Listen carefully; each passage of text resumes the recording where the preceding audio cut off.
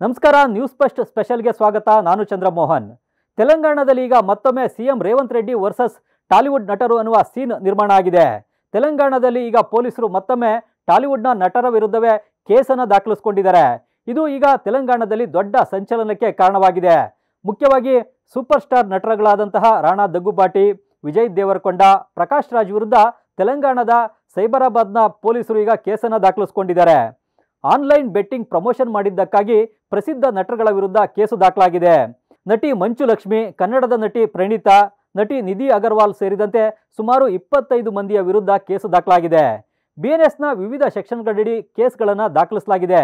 BNS section 318/4, ಬಿಎನ್ಎಸ್ನ section 112, section 49 ಜೊತೆಗೆ IT ಆಕ್ಟ್ನ ಅಡಿನಲ್ಲೂ ಕೂಡ ಕೇಸನ್ನು ದಾಖಲಿಸಿಕೊಳ್ಳಲಾಗಿದೆ. ಸೈಬರಾಬಾದ್ನ ಮಿಯಾಪುರ ಪೊಲೀಸ್ ಠಾಣೆಯಲ್ಲಿ ಈ ಎಲ್ಲ ನಟ ನಟಿಯರ ವಿರುದ್ಧ ಹಾಗೂ ಸೋಷಿಯಲ್ ಮೀಡಿಯಾ ಇನ್ಫ್ಲೂಯೆನ್ಸರ್ಗಳ ವಿರುದ್ಧ ಕೇಸು ದಾಖಲಾಗಿದೆ. ನಟ ನಟಿಯರು ಗೊತ್ತಿದ್ದು ಕೂಡ ಬೆಟ್ಟಿಂಗ್ ಆ್ಯಪ್ಗಳನ್ನು ಪ್ರಮೋಟ್ ಮಾಡ್ತಾ ಇದ್ದಾರೆ. ಇದರಿಂದ ಸಮಾಜದಲ್ಲಿ ಯುವಜನತೆ ಹಾಳಾಗ್ತಾ ಇದ್ದಾರೆ. ಬಹಳಷ್ಟು ಜನ ಹಣಕಾಸಿನ ಸಂಕಷ್ಟಕ್ಕೆ ಸಿಲುಕ್ತಾ ಇದ್ದಾರೆ ಅಂತೇಳಿ ದೂರು ಸಲ್ಲಿಕೆಯಾಗಿದೆ. ಈ ದೂರಿನ ಆಧಾರದ ಮೇಲೆ ನಟ ನಟಿಯರ ವಿರುದ್ಧ ಕೇಸು ದಾಖಲಾಗಿದೆ. ರಾಣಾ ದಗ್ಗುಬಾಟಿ ಮತ್ತು ಪ್ರಕಾಶ್ ರಾಜ್ ಅವರು ಜಂಗ್ಲಿ ರಮ್ಮಿಯನ್ನು ಪ್ರಮೋಟ್ ಮಾಡಿದ್ದಾರೆ. ಇನ್ನು ವಿಜಯ್ ದೇವರಕೊಂಡ A23 ಬೆಟ್ಟಿಂಗ್ ಅನ್ನು ಪ್ರಮೋಟ್ ಮಾಡಿದ್ದಾರೆ. ಮಂಚು ಲಕ್ಷ್ಮಿ ಯೋಲೋ 247 ಬೆಟ್ಟಿಂಗ್ ಆ್ಯಪನ್ನು ಪ್ರಮೋಟ್ ಮಾಡಿದ್ದಾರೆ. ಪ್ರಣೀತಾ ಫೈರ್ ಪ್ಲೇ, ನಿಧಿ ಅಗರ್ವಾಲ್ ಅವರು G-Twin ಅನ್ನುವ ಬೆಟ್ಟಿಂಗ್ ಆ್ಯಪ್ಗಳನ್ನು ಪ್ರಮೋಟ್ ಮಾಡಿದ್ದಾರೆ ಅಂತೇಳಿ ದೂರು ಸಲ್ಲಿಕೆಯಾಗಿದೆ. ಉದ್ಯಮಿ ಫಣೀಂದ್ರ ಶರ್ಮಾ ಅವರು ಈ ದೂರನ್ನು ಪೊಲೀಸರಿಗೆ ನೀಡಿದರು. ಈ ದೂರಿನ ಆಧಾರದ ಮೇಲೆ ಈಗ 25 ಮಂದಿಯ ವಿರುದ್ಧ ಕೇಸು ದಾಖಲಾಗಿದೆ. ಆನ್ಲೈನ್ ಪಾಪಪ್ ಜಾಹೀರಾತುಗಳ ಮೂಲಕ ಬೆಟ್ಟಿಂಗ್ ಆ್ಯಪ್ಗಳನ್ನು ಈ ಎಲ್ಲ ನಟ ನಟಿಯರು ಪ್ರಮೋಟ್ ಮಾಡ್ತಾ ಇದ್ದಾರೆ. ಅಕ್ರಮ ಜೂಜಾಟ ಆಡಲು ಜನರನ್ನು ಪ್ರೋತ್ಸಾಹಿಸ್ತಾ ಇದ್ದಾರೆ ಅಂತ ದೂರು ಸಲ್ಲಿಕೆಯಾಗಿದೆ. ಸೆಂಟ್ರಲ್ ಕನ್ಸ್ಯೂಮರ್ ಪ್ರೊಟೆಕ್ಷನ್ ಅಥಾರಿಟಿಯ ಗೈಡ್ಲೈನ್ಸ್ ಅನ್ನು ಉಲ್ಲಂಘಿಸುವ ವಿರುದ್ಧ ಕ್ರಮ ಕೈಗೊಳ್ಳಬೇಕು ಅಂತೇಳಿ ಈ ಹಿಂದೆ ಕೇಂದ್ರ ಸರ್ಕಾರ ಸೂಚಿಸಿತ್ತು.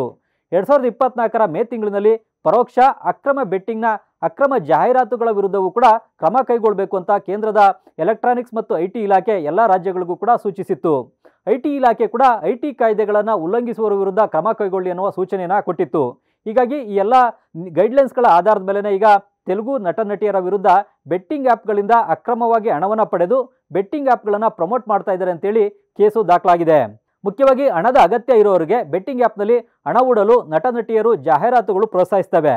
ಬಳಿಕ ಜನರು ಈ ಆ್ಯಪ್ಗಳಿಗೆ ಅಡಿಕ್ಟ್ ಆಗಿ ಹೆಚ್ಚಿನ ಹಣವನ್ನು ಕಳ್ಕೊಳ್ತಾ ಇದ್ದಾರೆ ಅಂತೇಳಿ ದೂರು ಸಲ್ಲಿಕೆಯಾಗಿದೆ. ತಮ್ಮ ವಿರುದ್ಧ ದೂರು ಸಲ್ಲಿಕೆಯಾಗಿರೋ ಬಗ್ಗೆ ನಟ ಪ್ರಕಾಶ್ ರಾಜ್ ಅವರು ಪ್ರತಿಕ್ರಿಯೆಯನ್ನು ಕೊಟ್ಟಿದ್ದಾರೆ. 2015ರಲ್ಲಿ ನಾನು ಒಂದು ಬೆಟ್ಟಿಂಗ್ ಆ್ಯಪ್ನ ಜಾಹೀರಾತಿನಲ್ಲಿ ಭಾಗಿಯಾಗಿದ್ದೆ. ಆದರೆ 1 ವರ್ಷದ ಬಳಿಕ ಅದರಿಂದ ನಾನು ಹಿಂದೆ ಸರಿದೆ ಅಂತೇಳಿ ಪ್ರಕಾಶ್ ರಾಜ್ ಹೇಳಿದ್ದಾರೆ. ಈ ಕೇಸ್ನ ಬಗ್ಗೆ ಸಂಪೂರ್ಣ ವಿವರ ಪಡಿತೇನೆ, ಅದಾದ ಬಳಿಕ ಪ್ರತಿಕ್ರಿಯಿಸ್ತೇನೆ ಅಂತೇಳಿ ನಟ ಪ್ರಕಾಶ್ ರಾಜ್ ಹೇಳಿದ್ದಾರೆ. ತೆಲುಗು ನಟ ನಟಿಯರ ವಿರುದ್ಧ ಪೊಲೀಸ್ ಠಾಣೆಗೆ ದೂರು ಸಲ್ಲಿಕೆಯಾಗಿ FIR ಆಗಿರೋದ್ರಿಂದ ಟಾಲಿವುಡ್ನಲ್ಲಿ ದೊಡ್ಡ ಸಂಚಲನ ಸೃಷ್ಟಿಯಾಗಿದೆ. ಈ ಹಿಂದೆ ಮುಖ್ಯವಾಗಿ ಸಂಧ್ಯಾ ಥಿಯೇಟರ್ಗೆ ನಟ ಅಲ್ಲು ಅರ್ಜುನ್ ಅವರು ಭೇಟಿ ಕೊಟ್ಟಂಥ ಸಂದರ್ಭದಲ್ಲಿ ಕಾಲ್ತುಳಿತ ಸಂಭವಿಸಿತ್ತು.